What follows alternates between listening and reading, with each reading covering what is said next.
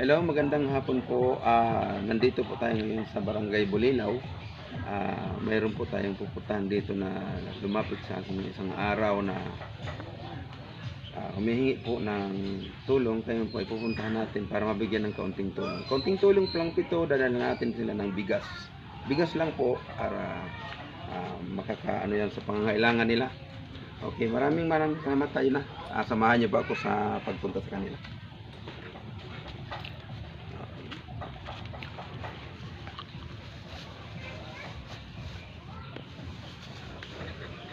Ito yung bigas na dadalhin ko.